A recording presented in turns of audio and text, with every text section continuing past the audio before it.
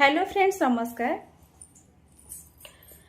आज जो टॉपिक रे मु कहबा को चाहूँगी प्लीज दया करिकी लास्ट पर्यंत शुणु। गोटे थर फेसबुक रे मु देखी गोटे भाई पोस्ट करथिले जदि गोटे नारी उंचा स्वर रे कथबार्ता कला ताले से घरे अशांति हुए हुए आज्ञा 100% अशांति हुए।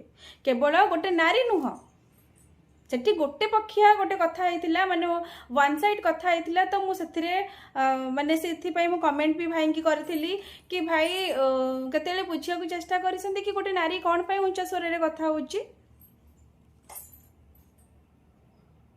गोटे नारी नुह आज्ञा गोटे पुरुष भी जिते जोर रे उंचा स्वर रे कथबार्ता करुची से भी अशांति हुए। एटा कहीं बुझा चेष्टा करते सब बेले कथा उठे गोटे नारी उंचा स्वर रे कौन पाई कहबो गोटे नारी है कि एमती काई करिवो सेमती काई करिवो। खाली कौन सब लेखा अछि गोटे पुओ सब किछि करि परिबो गोटे नारी किछि करि परिबोनी।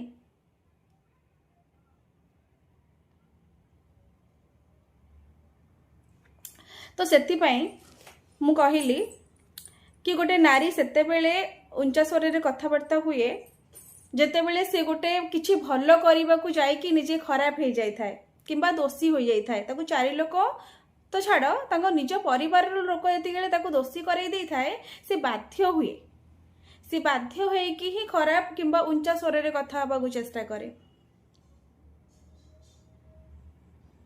गोटे स्त्री केबे चाहेनी कि ता स्वामी खराब रास्ते रे जाऊ किंबा से कोठी जाई कि कहार दास हो। जेहेतु स्त्री गोटे अर्धांगिनी अछि ताले ता स्वामी दास हेले से दासी हबो ता स्वामी राजा हेले से रानी हबो। से सबु क्षेत्र रे सबु परिस्थिति रे सबु किछि भाबी की बुझे की जतिगले निजे हारी जाए से सेते बेले उंचा स्वर रे कहबा को बाध्य होए। सेटा उंचा स्वर नुह ता मनर गोटे जो माने जो कहंती गोटे पेशेंस आउ न थाए से गोटे भल्ले रे कथा हबा पई सेति पई आज्ञा से रागी कथाबार्ता हुए। तो एठी केवल नारी पाई गोटे भाई प्रश्न उठे केवल नारी ही उंचा स्वर रे कथबार्ता हेले जोरे गहली करिकी कथबार्ता हेले घरे अशांति हुए।